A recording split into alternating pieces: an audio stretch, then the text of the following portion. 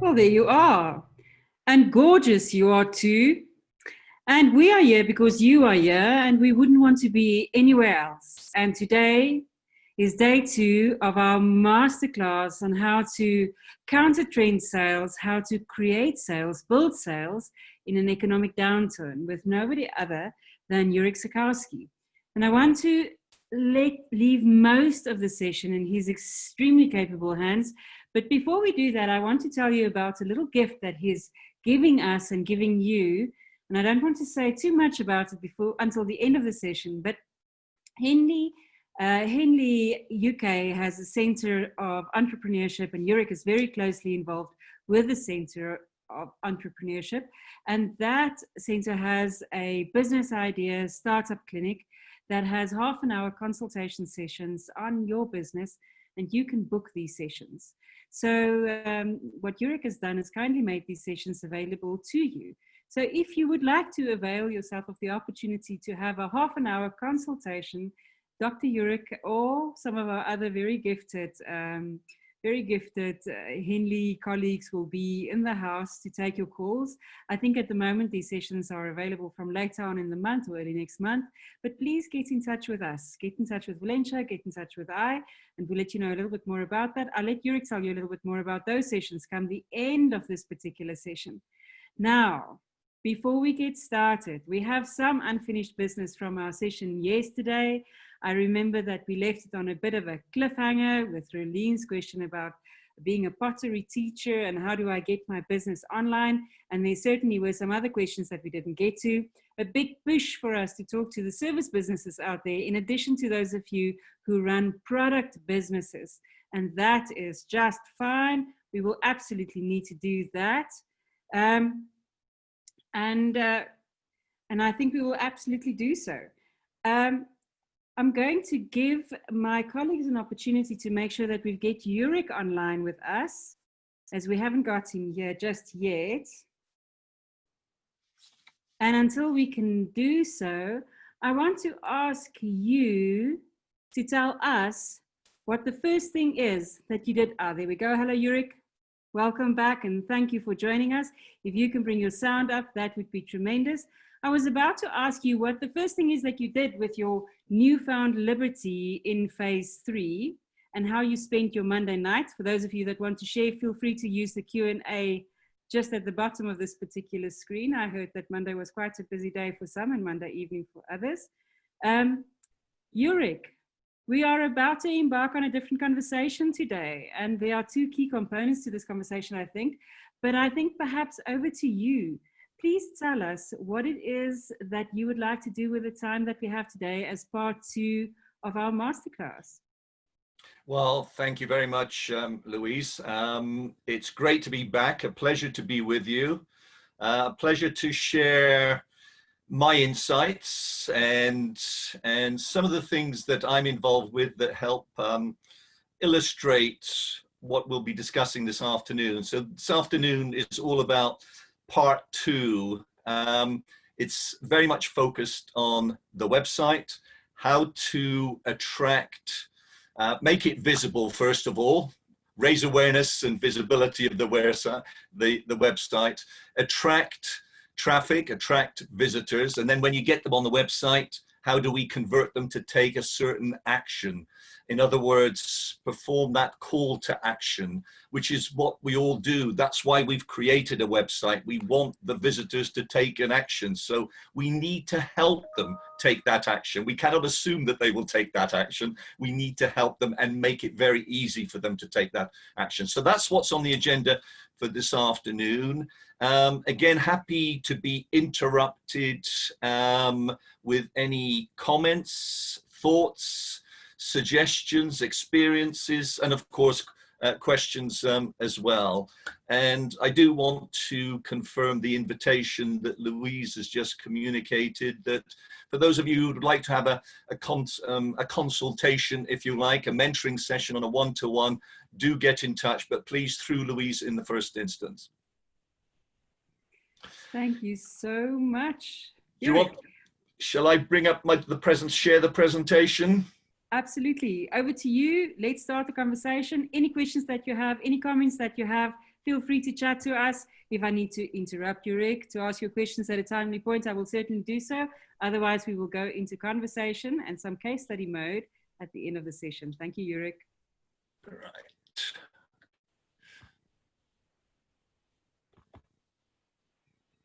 Oops. Right, so part 2. Before launching into part 2, there was something that I didn't say yesterday in part 1, and that is just to finish off and share with you the 4 strategies for selling online. What was missing, and what I would like to just finish off very quickly in a few minutes is a brief description of those 4 strategies to sell online. The 5th strategy is selling through affiliates. These are sales agents who promote your products and direct those customers that are interested in your products through a link on their site back to your website to purchase the product. So sell through affiliates. Number 6 strategy, sell via drop shipping websites. Now, what are these? These are websites which advertise your products, take orders, and then arrange through the seller, through you, if you're selling through a drop shipping website, to supply the customer direct by drop shipping. 7th strategy is to sell via mobile apps. Now, this is interesting. Over 60% of online sales are made through the mobile telephone. And given that that is on the rise, very much on the rise, why would you not create a mobile app to sell online? The final strategy, sell via classified websites. And there are many classified websites, classified advertisements on websites. Classifieds have moved online. They began their life over 100 years ago by being available in newspapers, where sellers would sell their very specific products, often old, often used, but also new products. So think about that strategy. If you've got a specific product or service, do check out that strategy. The important thing about classifieds is that it attracts, classifieds ads attract genuine buyers. Okay, that's all I want to say in finishing off part 1 of this webinar yesterday, which I didn't get to. So let's move on to part 2, ways to attract traffic to the website and improve the conversion rate. So let's start with, and I'm going to quickly run through because I want to focus attention on conversion rather than attraction. Some of these ways of attracting more website visitors you'll probably already be doing. So let me quickly go through these. Number 1, create great content. Creating great content. What is the content? This includes articles, analyses, especially blogs, podcasts, reports, reviews, videos, webinars, so the list goes on. These attract traffic, and they attract traffic via referrals, shares, and of course, word of mouth. Help the customer, help the visitor when they come onto your website to actually share the content. So insert share buttons. This enables visitors to invite others, and suddenly you get many more coming to the website. It increases your audience, and importantly, you've got the opportunity to distribute content across multiple social networks. Answer questions on social networks, particularly if you're in the business of selling to businesses, in other words, B2B. Get involved very much in LinkedIn, join conversations, ask questions. Importantly, don't be just pitching. The first most important thing is to build relationships, and that is done through providing helpful information, help solve problems, engage with people on these social networks, and in particular LinkedIn, help to build relationships, build that rapport that creates and establishes, you know, trust and understanding, mutual trust and understanding, which is a stepping stone to effective selling. Distribute news releases. We all have news releases. We've introduced a new product. We are presenting at a webinar, whatever it might be. Post news of accomplishments on your websites and via other social networks, as well as, of course, traditional media. The next one is optimize your website. Don't forget very much to do just that. Optimizing your website makes it visible, make it look natural, post that great content, because, you know, an effective website, a website that's been optimized, really just comes down to two things: great content that I mentioned earlier, and having backlinks. In other words, having links from credible third-party websites back to your website. These are the things that are picked up by the search engines, and this is what makes your website visible whenever there is a search, a customer that's carrying out a search. Your website is ranked very highly on the search engine results pages, and particularly page 1. Continuing, run a blog. I can't say enough about blogs and writing blogs, high value blogs, and doing that on a regular basis.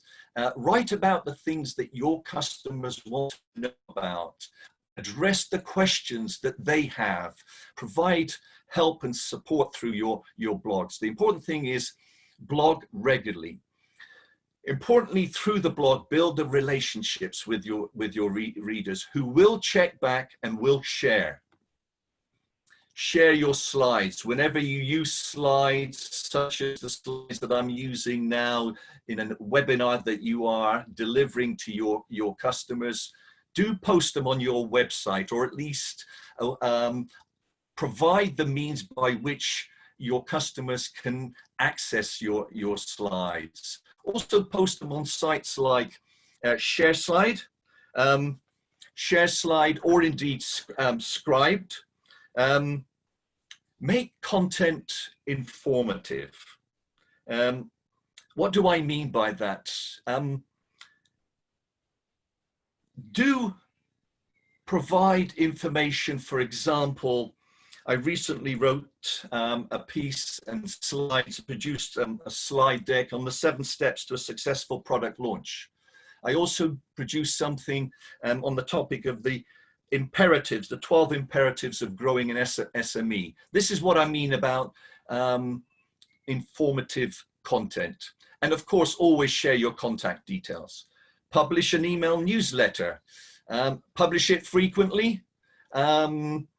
I read and have alerts to various newsletters, bulletins that are produced by colleagues in their businesses, as well as association, trade bodies, such as the UK Business Angels Association that I'm giving an example here. And importantly, invite your readers to comment on the newsletter. Invite them to indicate likes and suggestions for improvements. And if you're not getting many likes to newsletters or bulletins that you're publishing, making a change here can actually make have a massive impact on increasing your the traffic to the website. Produce podcasts. We all know the podcasts. You know, these are the digital audio files that report on a particular activity, a product launch, an interview, whatever it might be, and offer these for downloads, but also post them to the podcast directories, such as Google Podcasts. There, they are more likely to be found, and suddenly you start to generate more traffic to the website. Use infographics. These are graphical representations and do help in simplifying complex messages that you want to be sending to your customers. And they certainly help in turning boring topics into more compelling and captivating and exciting experiences. And the research shows that using infographics in blogs, for examples, or articles that you may write and feature on your websites are more likely to be shared. And these are ideal for traffic generation campaigns, because it's not just about getting the traffic to the website, it's getting them enthused and excited about what they can receive and experience. Continuing,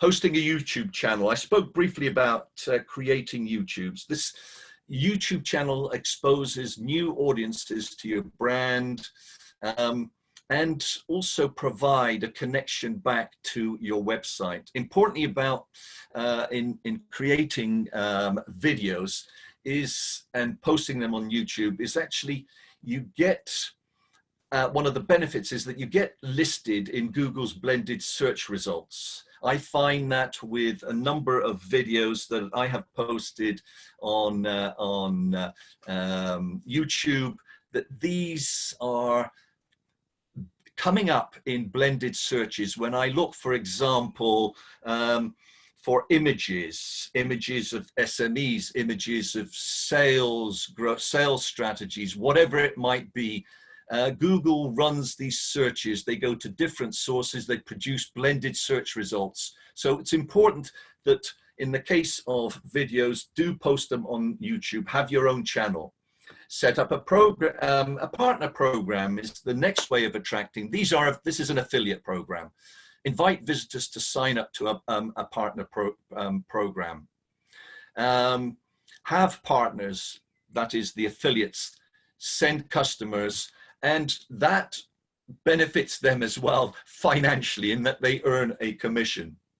Write guest blogs. I love to write guest blogs, and I write for other websites. I also write for various organizations, the National Center for Universities and Business. This is a private public partnership promoting collaboration between business and universities, in particular business schools. This is a particular post, a particular blog that I posted, which for me is a pillar post, a pillar content, because it talks about how business schools can help SMEs create a winning sales strategy.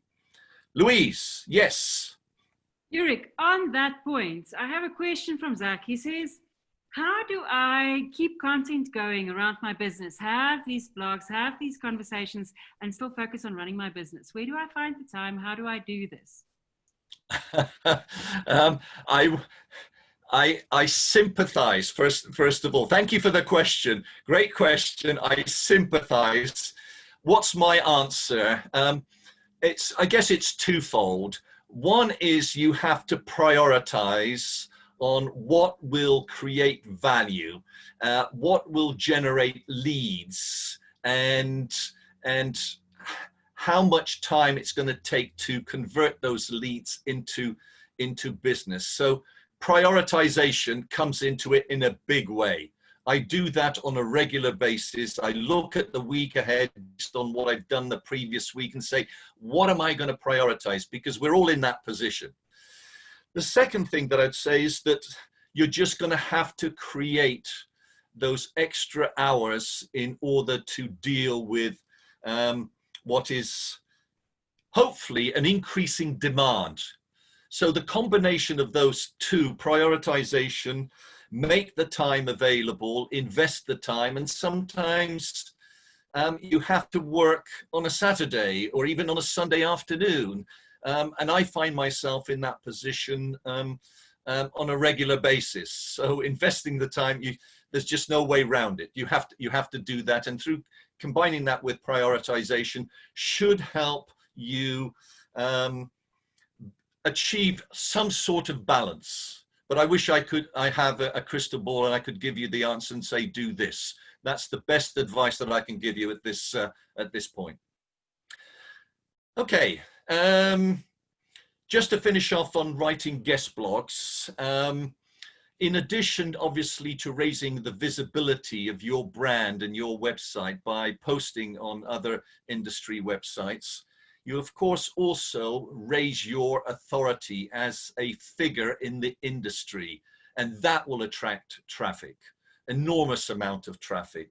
So guest posts, blog posts are very important. Okay, build relationship with influencers. Okay, these are authority figures in your industry. And if you build relationships with these authority figures, and you invite them to share your blog to sections of their network or their networks, that will be a massive endorsement, helping to build the relationships, and importantly, bring many more. And it's a very powerful way of growing the number of visitors to your website, and make building relationships with these influencers a key part of your marketing strategy. They can make the difference, and the more people you've got coming to your website, the more sales leads you have. And I can't stress that the importance of building relationships with influencers. Follow and join new social networks. There are lots of them. Here's just a few. Register on them, get involved, speak, ask questions. You've got Flickr. Again, this is a photo sharing website, Reddit, news and entertainment website, Tumblr, it's a microblogging. It was mentioned yesterday, TikTok, a platform, again, a video platform that targets the teenager community. And from my perspective, look at these new social networks, get engaged with them to the extent that they resonate with your sales strategy, bring them on, get connected. But don't forget, please don't forget about Facebook, Instagram, and of course, Twitter. The final 5 of the 20 ways of attracting more website visitors. Keep your website error-free. Please, please, I do read many websites. I see many errors, from the simple spelling mistakes to grammar to just failing to understand what is being communicated. And sometimes business jargon, technical jargon overtakes. Please keep it simple, because these errors, committing these errors limits traffic from searches. To find out what sort of errors you might have, I recommend using Webmasters. It's a tool that's available via Google. It finds common mistakes. And for me, it's about the tools, it's the data and the diagnostics that are actually available through Webmasters. Add pillar content to your website. These are pieces that represent your best content that you always want to share with visitors. It doesn't matter when it was produced, it's still current, it's your best content, and you would always like to share it with visitors so that you can wow visitors, you can get them excited, and importantly, facilitate them sharing that content with their networks. over deliver to customers. This is tantamount to excellent customer service, and this can't be beaten. I always recommend practicing Lagniappe. What is Lagniappe? Lagniappe is where you give gratuitously something that will be of value to your customer. This is a principle that is at the heart of delivering excellent customer service. I strongly recommend you research how it's done. I first came across this principle when I was in New Orleans some 20 years ago. I was eating in a cafe on Canal Street in the French Quarter, and the chef came up at dessert time and offered me gratuitously a coconut dessert. And I thought, wow, he didn't need to do that, but it left me thinking, what great service. And I continue to recommend that restaurant. Please research the Lagniappe principle, make that part of your customer service. Unless you're practicing Lagniappe, you're not practicing excellent customer service, going above and beyond what customers typically expect. That is excellent customer service. And alongside that, feature case studies where customers have got excellent customer service from you, and importantly, testimonials.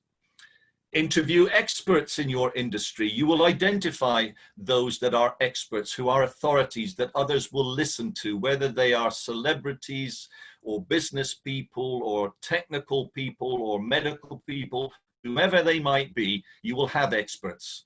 Do use them. Do try to snag an interview and publish it on your website. You'll see traffic surge. You really will, particularly if you work in liaison with and in cooperation with that expert in promoting the fact that the interview has been given and the transcript for that or the summary of that interview is posted on the website. And finally, comment on other website blogs. Leave valuable comments. Don't just say great post. Give an insight into how that blog has actually helped you or might help others. That's a comment that will be shared. And again, I will say this will lead to a massive increase in traffic to your website. And again, it's very much about building relationships. You've heard me talk about building relationships on each and every one of these slides. It is very important that you build those relationships with people, not just have them in your network, but you've got a relationship that is of mutual responsiveness, mutual respect, and trust, in a way that they can actually help you and you can help them. So my question always is, how do you attract visitors to your website? I'm sure that you will have ways that I haven't mentioned here, but here is another 20 very quickly. I'm not going to go through them one by one. Here they are. You can read them in my slide deck. Least I forget number 6 there, advertise via paid research. And social display advertising. Use that form of advertising. Advertising does work if it's done well. Here's another 10. And I would say here, pick up on point number 7, host frequent webinars with your customers. Keep your customers close. Communicate regularly with your customers. And importantly, I'm sure you will have other ways of attracting website visitors. I'd love to hear about those. And I'll leave you with the message: be imaginative in finding new ways to attract visitors. And always test, test and test. This should never stop. Always try out something new to attract visitors to the website. Some questions I will leave for you to answer. How do you attract visitors to your website? Why did you choose to do it that way? And importantly, do you measure the impact and the effectiveness of these ways of attracting visitors to your website? These are questions for you. If we have time today, I'd be delighted to address some of these and for you to answer those. But at the very least, please ask these questions of yourself. Okay, I'm going to go on to ways of increasing your conversion rate. So what is the conversion? What is a conversion rate? It's the percentage of total visitors to your website that complete a desired action, the action that you desire them to take. And that could be filling in a survey, booking a demo, requesting any manner of resources that you provide, such as an audio book, a white paper, an article, whatever it might be, registering for a webinar, sharing a comment, signing up for a free trial. So some of you may offer a free trial or a free sample. Well, get them to sign up for it. Start to build that connection and a relationship. And of course, that ultimate action and most important action, making a purchase. And a high conversion rate, and I'm talking about double-digit percentages here, not low single digits, is indicative of successful marketing and a great website design. Okay, I'm going to start with the first of 20 ways to increase your conversion rate, and by giving an example. Carefully select your headline. Here is a headline for a healthcare company called MedicSpot, an online GP consultation service here in the UK, expanding rapidly, very rapidly in the current circumstances, and also moving out internationally. And their headline is very simple: how can we help? What does that communicate? It asks a question of the customer, of the visitor, and importantly, it demonstrates that you, the customer, coming to my website is important.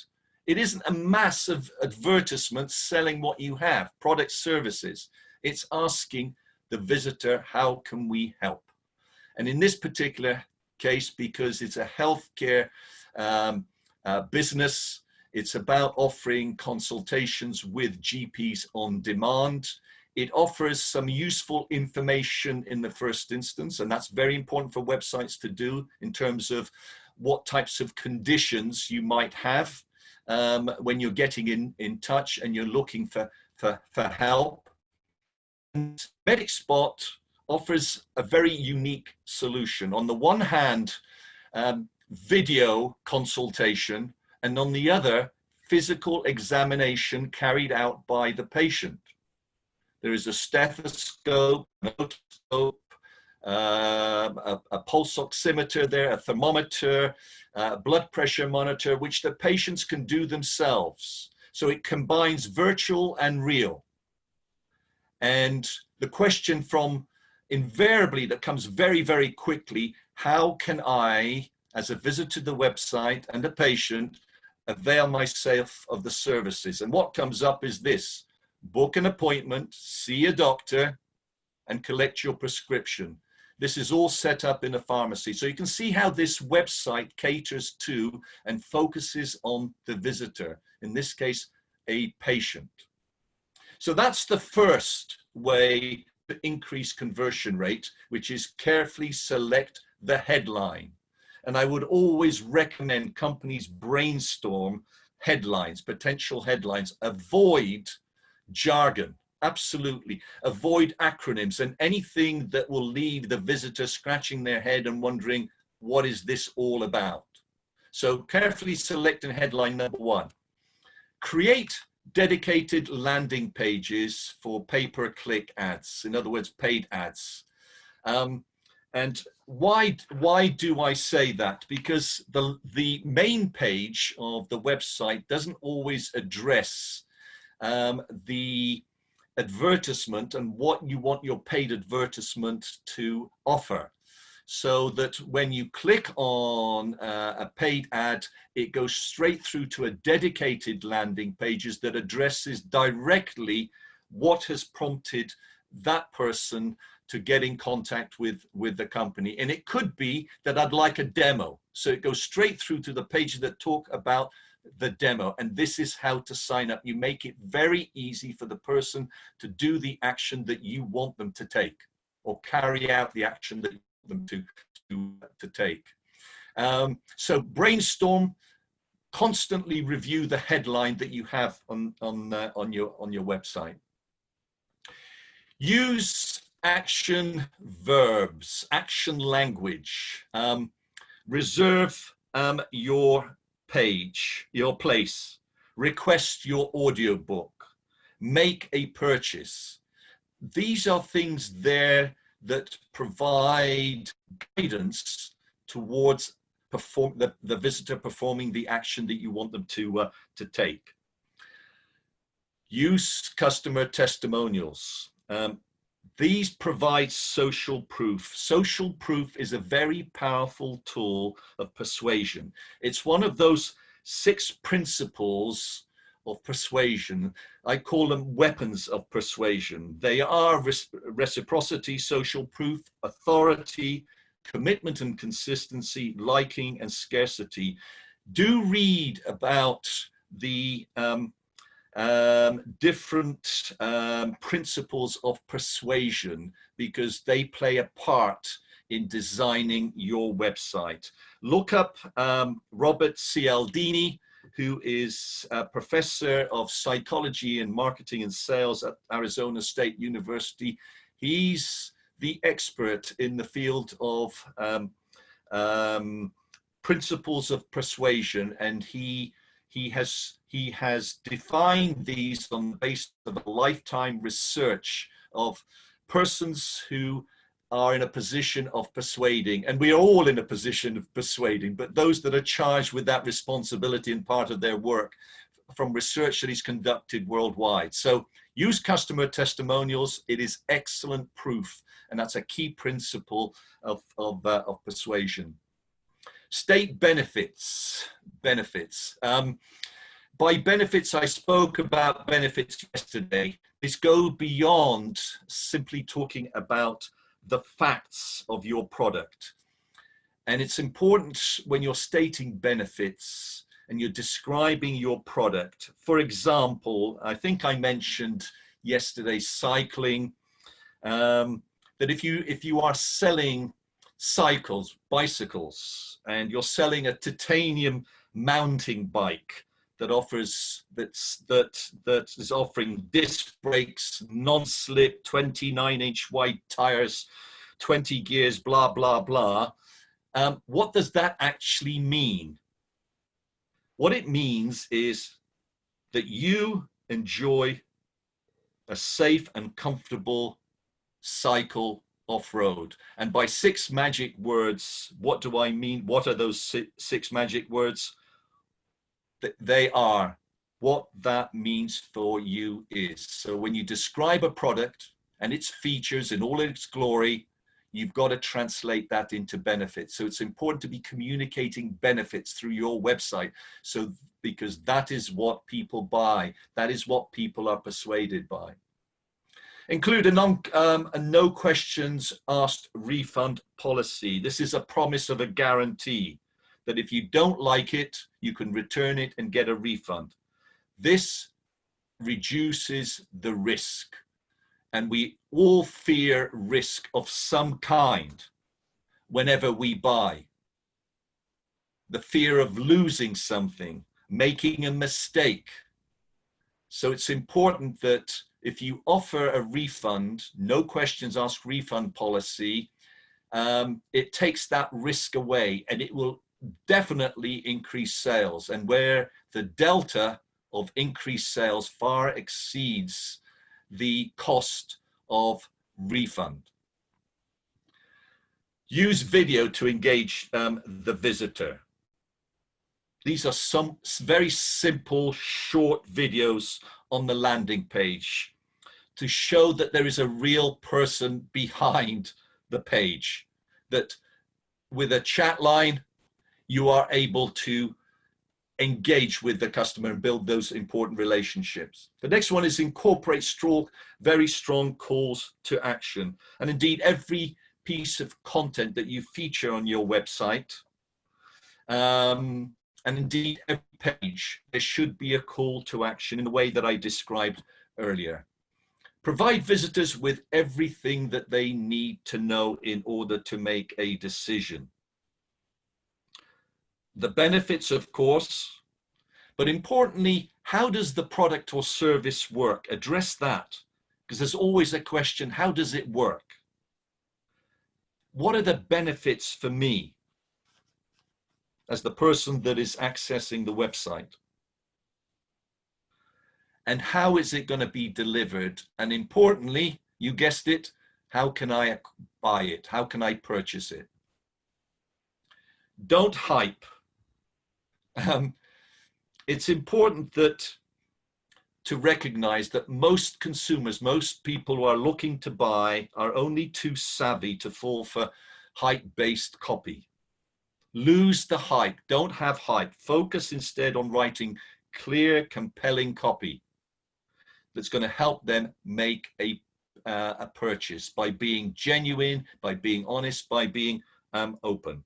And get your visitors to be really excited and eager to actually try your product. Tell an amazing story. I love websites, and websites that tell an amazing story of the founder, the owner of the business, are ones that attract that real interest, that genuine interest that quickly turns into a purchase. Let me illustrate this with a company.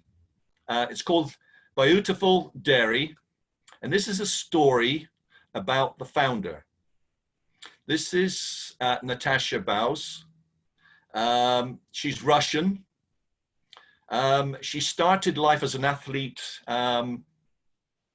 as part of the Russian figure skating team, where the drink that she was consuming, kefir, which is a cultured milk, was used as part of the diet. And she grew her career through academia, studying economics and finance at Moscow State University, and then going into finance and working in a finance organization, a corporate finance organization, a boutique in Moscow, and then subsequently moved to London. And she tells the story how she missed taking kefir. So she decided to launch a business. Today, this is a very successful business, and in part, largely determined by that story, because it demonstrates the commitment of a person and a growing team to a product that is a healthy product. And she has a simple ambition, and that's to make the world, or at least the UK and some of the other countries that she's in there, she's operating in, a much healthier place. So this is what I mean, tell an amazing story. This is what helps convert visitors to buy. Okay. Number 11, meet the expectations of pay-per-click visitors. Make sure that, and this comes down just very simply to making sure that the ad copy that you have in your advertisement, or the copy that you have in your advertisement, that is the ad copy, is absolutely consistent with your dedicated page copy. If it isn't, you'll soon experience a bounce, and very rapidly. So if you're using paid advertising, Google AdWords or whomever, make sure that the copies are consistent, and do test the consistency of the copy between the ad and the dedicated landing page. Offer various payment options. Not everyone wants to use PayPal. There are many alternatives: credit cards, debit cards, bank transfer, and alternative payment gateways. I mentioned Google Checkout, Stripe yesterday. I believe in South Africa that Paygate and MyGate are popular payment gateways. Use them. Offer a choice so that it's easy for the visitor to make a purchase and use their preferred method of payment. Include consumer reviews. This is very important. There is absolutely no doubt that consumer reviews are extremely influential in helping people make purchase decisions. And there are a number of consumer review websites and ratings that are available, such as Trustpilot. There's an interesting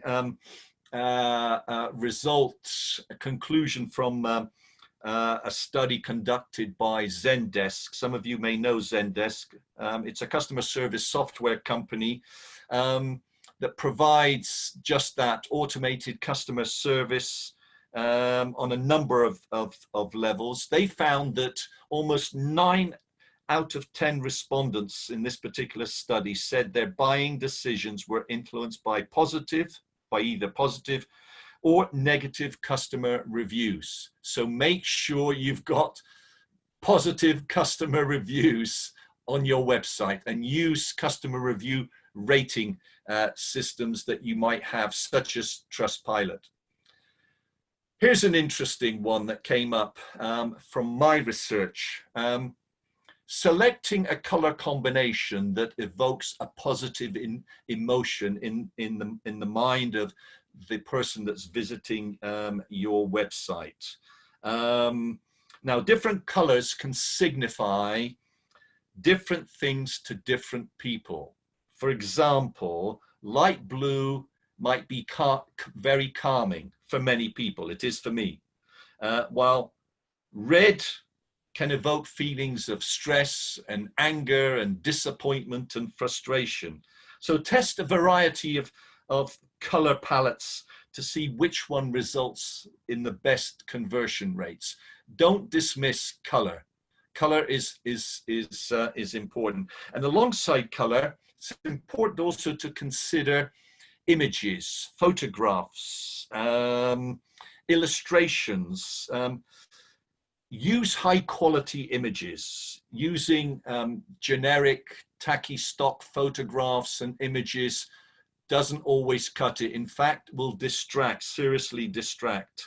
So please, I would say use professional quality photos, and where you can make them relevant to your business, and that there is an association, or an association can be made between the color and the image and your business, and it's easily recognizable and immediately communicates trust.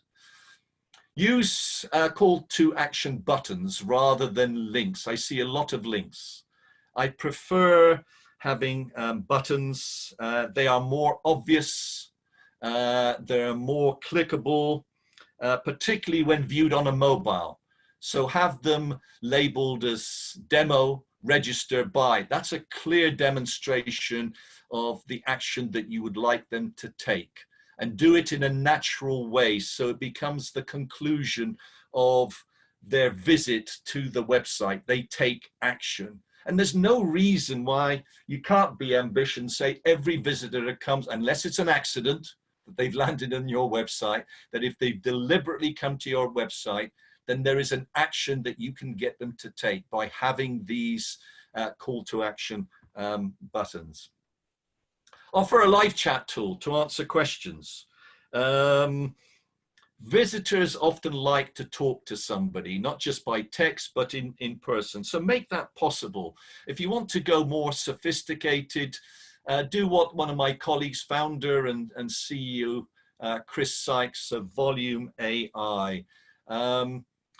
They are a technology company that have built the first conversational platform, and the first live interactive and cognitive website. The company's called Volume AI, and when you land on that page, you get a welcome, and you get asked a question: how may I help you? And that's Lucy, a robot, speaking. But Lucy is a learning robot. Depending on the answers that you give, She will help you to get to where you want to get to. And if your first question is, can I speak to somebody? Your question is answered in the affirmative. You get to speak to somebody. So live chat tool, important. Try a single column layout. Because there have been experiments that have been reported that have showed a 7-fold increase in conversions when changing from a double column layout on your website to a single column. You are not actually conflicted in reading one against the other and trying to reconcile and somehow make them consistent, or even worse, if they are communicating different messages. Try a single column layout. There is evidence that it increases conversion. Use pictures of happy, smiling people. Happy, smiling people will have a reciprocal response. It's likely that the person that is visiting the website also starts to develop a feeling, an emotion of feeling glad. And we all, at some point, at different points, exhibit different emotions. Glad, sad, mad, meaning angry, and scared. There are only 4 emotions. All other emotions fall into one of those 4 categories. And here's the important thing. People only buy when they're glad. So help them to feel glad when they've landed on your page, your website, and have them be met by pictures, even videos of happy, smiling people talking about the sorts of ways in which your business has actually helped them. Ask for feedback. Always ask for feedback. And posting a question such as, how well did the website serve you today, actually gets you some very good feedback. What you want to find out is, how easy was it to use? Did you find what you were looking for? We'd love to help you. Do come back again, and we hope we can help you again. The final one I would say is, make sure you include contact information. There's nothing worse than not including contact information. When you have a contact us page on your website, and when you click on that, all you get is name, address, leave your comment. I wonder whether we understand what that communicates to people who landed on your website. Research has shown that what that communicates is, we're not interested in speaking to you. We can take it or we can leave it. Have a chat line that welcomes people to have a conversation. We'd love to help you. We are here to talk. Please call if you so wish, and if you have somebody in that position or a team, call this team, call this person. Here's a direct number and an email address. Make the person visiting your website wanted, as opposed to, this is actually an interruption, but since it's almost an afterthought that we put in a contact page that just simply says name, address, leave your message. Okay, I've got to the stage now where I will conclude by saying, the key to a highly converting website is try all the different ways of converting and helping the customer to take the action that you want them to take. And all the ways that I described, there are other ways. Always test continually. The same thing applies, as I talked about earlier. I want to end with an just to mention, I have a similar questions to this part. The 3 questions are, what do you do? What do you use to increase conversion? Why do you choose to do that? And how successful are you at converting visitors? You've got to measure it. And if the measurement tells you it's not working, stop it. Try something else. And when you found something that is successful, continue to do it. Please ask these questions of yourself. I would like, if we've got time, I would like you to answer them online, but I'd like to finish off with an example of an SME which is successfully adapted to the impact of COVID, but at the same time embraced the opportunities that have been created by COVID to grow the business. This is a company,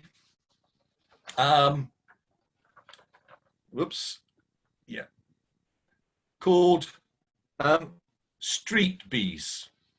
It's the next generation. How are we doing for time, Louise? Jurek, we're coming up to the top of the hour, so we have Oh, a perfect little bit of timing. time. Okay, well, I'm finishing on this real life example of a company that's not just coping, but taking on and exploiting the opportunities created by COVID. So this is a company called Street Bees, the next generation of market research, providing, interestingly, what they describe in the moment insights. This is a company of some 180 employees, and what they have is a network of people across the world in over 100 countries. They call them bees, over 3 million of them, and they're collecting information about their purchase decisions in real time through text or copy, photos, and videos. These are simultaneously transferred to Street Bees, where they are through the app.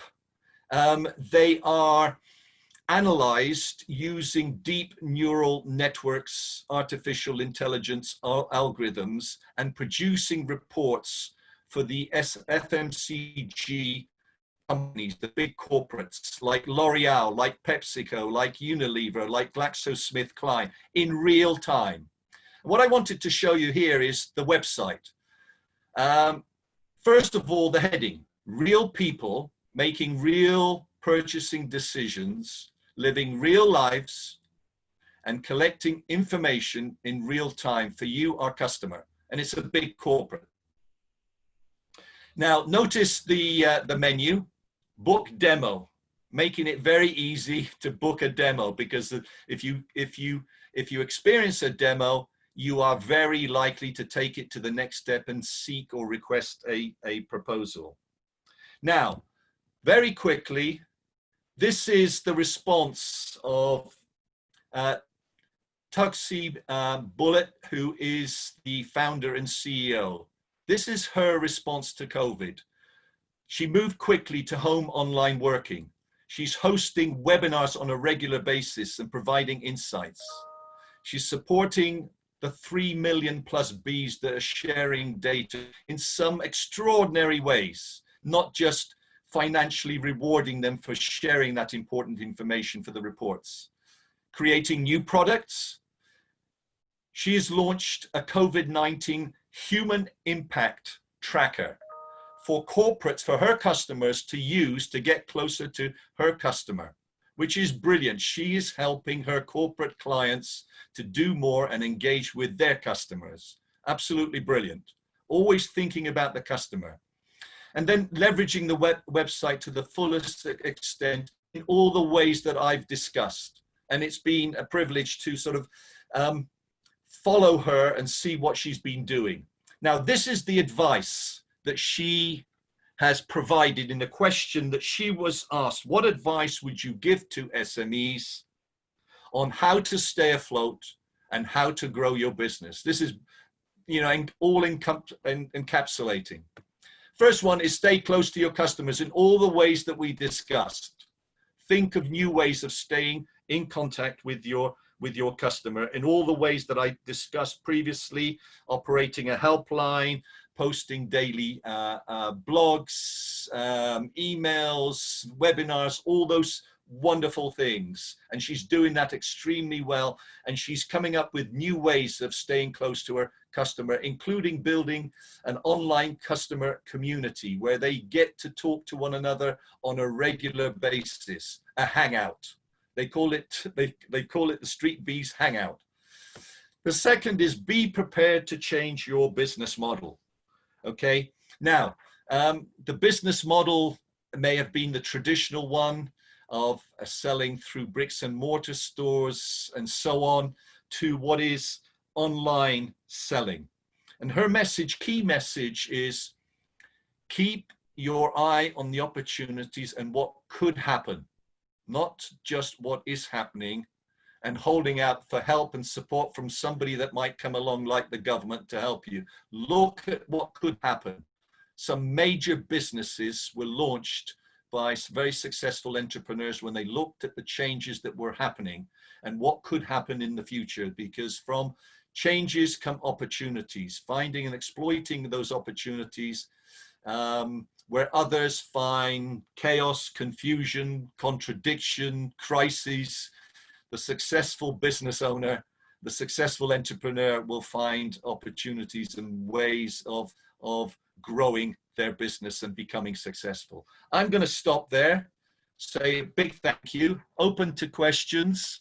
Again, I'm offering to answer any questions in writing, should we run out of time, Louise, but maybe we can get a few questions in. Beautiful. Thank you so much, Eric. Can I ask you to close your presentation and get you back on screen in your full glorious self? Thank you very much.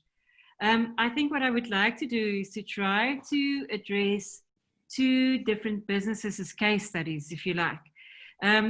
We have got a question that started yesterday and kind of rolled over to today from Nobantu Mutibi, who asks, it's a new business, it's a services business, it's a business that consults and audits commercial and industrial laundries for hospitality, for the health sector, etc., to ensure safety and to streamline processes. So this is a new business. It's a business that wants to develop a digital presence, that want to sell through the digital channels that you've identified for us today and that you talked us through today. From beginning, can you help us step through the kind of approach that you would recommend a business like this follows? Okay, the approach is always, and in general, but I try to be specific as well, is describe, define your customer, the demographic, the geographic, okay, the physiographic, so that you have a very clear picture of your customer. You've almost drawn a hologram of your customer, okay? And know that customer. It's important that you engage with that customer, but now, before you engage, you need to find out where that customer spends their time. Offline, online. Are they on LinkedIn? Are they on Instagram? Are they on Facebook? Because that's where you will go to engage them and start to build relationships. So for example, if they are a member of some kind of group on LinkedIn, because that's where they spend their time. And you've got to do your research here to really get into the shoes of the customer and find out where they spend their time, where they work, okay? Which meetings or webinars in this case do they attend? Conferences that are moving online. Which ones do they attend? Now, knowing that, knowing who they are, and let's just stay with LinkedIn for the moment, particularly if you're a consultancy, it'll be good to start with LinkedIn because you'll find people's names, companies, groups that they are part of. And you join the group, or you make a comment on a conversation that is in train at that particular time. Not to pitch, but to make a comment. It was my observation that this happened, and this has been my experience. And in talking to others, they have had a similar experience. And you close with, what do you think? And suddenly you're engaging a conversation with your target audience, right? And then you're looking to build a relationship. And remember what I said yesterday, there's going to come a point when you're having a conversation where they will say, well, what do you do? How can you help me? That's your cue to make a pitch. But you do it in a way which it doesn't project a description, a technical description of what you do. It's how you can actually help them. These are the benefits that I talked about. That's a general approach, okay, that I would use everywhere. You know your customer, find out what where your customer spends their time, engage with them, offer them something of value. You start to build the relationship. Your moment to pitch will come, but you can't pitch and believe that you can be successful unless you have built that rapport. And that's this relationship of mutual trust and understanding. And then I would tailor that to the particular business, Louise. Thank you so much. I wonder, Nobantu, if that is helpful for you, and what other questions you might have that come from that for you. And then as a follow-on, of course, yesterday we had Raleen with her pottery business, who says, so I have a pottery business. Now how do I start? What do I do? Wow, brilliant. Wow, love it, love it, love it. Guess what? My first thing is would be the same. Okay, if the important thing is you're doing something, if you're creating pottery, then you need to set up a shop, a store online, your website, your own store on one of the e-commerce platforms, or to sell through an existing store, however that might come. But here's the thing for me is you need to make your website really exciting. Show a video. I don't know whether a video features on the website so that you can actually show how pottery can have health benefits as well as relaxation, stress reducing effects. But I'd also look to probably create an ongoing webinar where you can actually teach people how to create pottery. So you have an education part to your business, a learning part, and you can do that through a webinar, and marketed in the right way. You will get lots of people coming onto your website to watch these or connect to the webinars. There'll be contact details where they can buy some of the pieces that you are creating for them, and they could suggest things that you can create. There's just so many exciting things that you can do with the pottery, and you can do it online. And then when the restrictions are lifted and we're back to some sense of the new normality, you can open shops or have bricks and mortar shops. But right now there's a lot that you can actually do on site to teach pottery, at the same time have a pottery shop online and promote it in all the ways that I'd discussed and talked to previously. Beautiful. And of course, next week we have Norbert back, who loves to talk about how to start an online business as a non-techie. So yeah, we're going back to that conversation in some very interesting ways, build on. And I think that might be helpful too to see. And he talks about, don't worry, be crappy. So it doesn't matter. It doesn't have to be perfect. Get it out the door, test it. It's fine. If you launch something, don't fear being told that it's crappy, okay? But always ask the question, why do you think it's crappy? So that you take that as feedback, and feedback is so valuable to help you do a better job next time. In other words, learn from the experience, learn from the fact, be resilient, be confident, and try it again and keep trying it. Never, ever give up. The single biggest weakness of mankind is giving up, right? And Albert Einstein had said that, and I absolutely agree with that. Don't ever give up. Be persistent, be resilient. Don't worry about whatever it is that you are offering or selling or doing that's crappy, and your first attempt is crappy. That's terrific. You've got some very valuable feedback, and guess what? You're going to do it better next time. But don't ever, ever, ever give up. Keep going. If it doesn't work out, then stop it and try something else. The important thing is, please don't give up. Don't fall victim to mankind's single biggest weakness, which is giving up. And this is also an act of creation. Building a business is an act of creation. It's an act of creativity. It's a radical act of creation and creativity. Yeah, absolutely. It's a spark of creativity that somebody gives you feedback. You can actually then apply your creative skills to generate something, and eventually it will be a masterpiece. Thank you. Yurik, last stop, last point of order for the day. The Business Idea Startup Clinic. Please Yes. tell us a little bit about what that is about, what people can expect from that if they book a slot with yourself or one of your colleagues, and what you would expect them to bring to that and what they should walk away with. Okay, delighted to. So this is a clinic that I started, many years ago when I first was working with Henley. And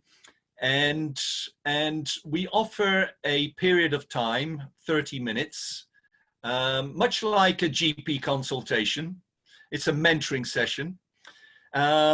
The person who makes the booking is asked to provide 3 things ahead of that consultation, that mentoring session.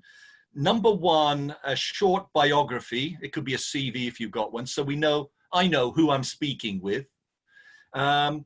A 1-page, no more than 1 page, 3-4 paragraphs is enough initially, about the business or the business idea that you want to talk about. And the third thing is the 3 or 4 questions that you'd like me to answer. I'd like to be prepared for those sessions, not to spend a half an hour or much of the half an hour finding out about the things that I could quickly pick up beforehand. So please brief me by providing those 3 pieces of information.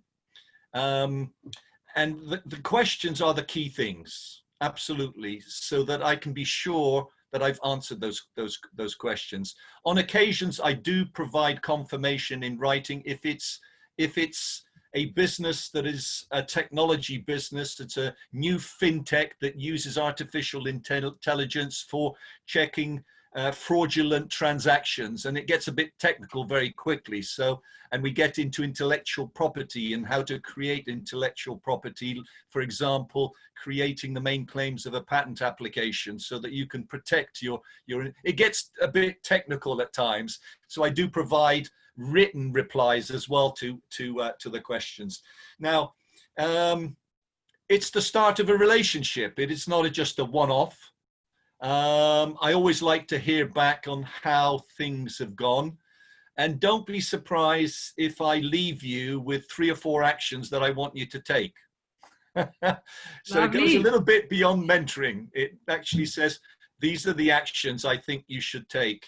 And myself, I just want to really understand the opportunity, what you bring, how this opportunity will make you money in the business that you've set up. It's always a key question from me, and it always comes up at every session. How do you make money? And if you can describe one way of making money, and say, my question will become, in what other ways can you make money in this venture? Because there are many ways in which you can generate revenue in the business. You just need to be adventurous, and as you've said, Louise, creative. Beautiful.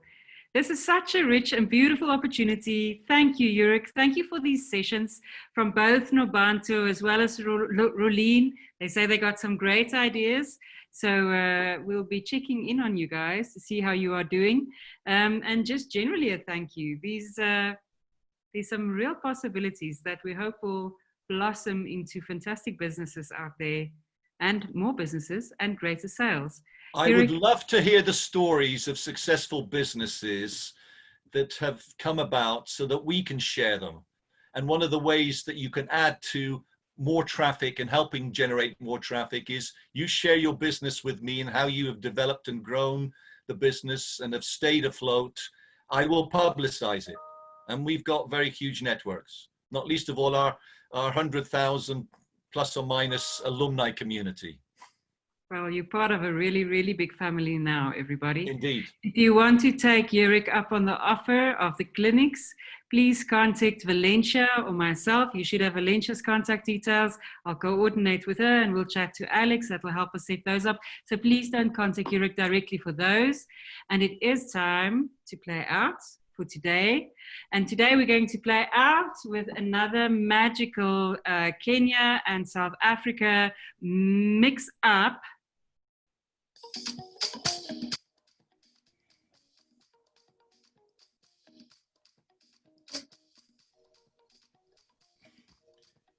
Can you bring the volume up, Louise? Oops. Bring it up. There we go.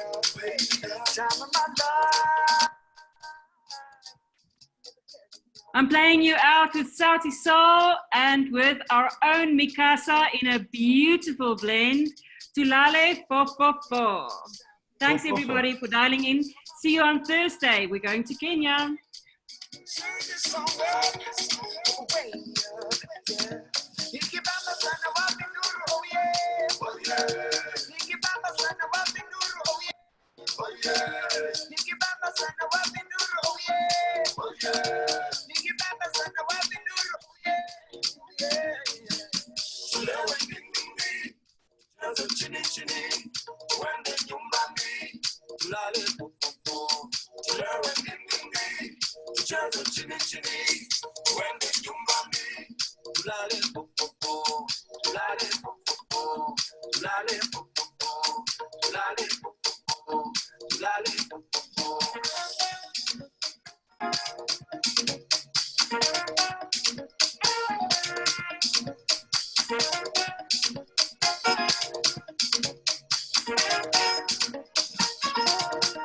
Look into my eyes, girl.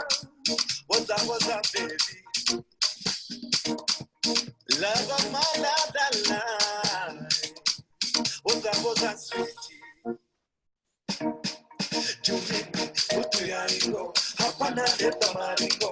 Kama eko singo. Simina wewe tuningo. Ay, ay, ay. Put your ego. Hapana leta maringo. Kama eko singo. Simina wewe tuningo. Ikibamba sana wapinduru, oh yeah. Ikibamba sana wapinduru, oh yeah. Ikibamba sana wapinduru, oh yeah. Ikibamba sana wapinduru, oh yeah. Just chini chini, wende nyumbani, tulale popo. Just chini chini, wende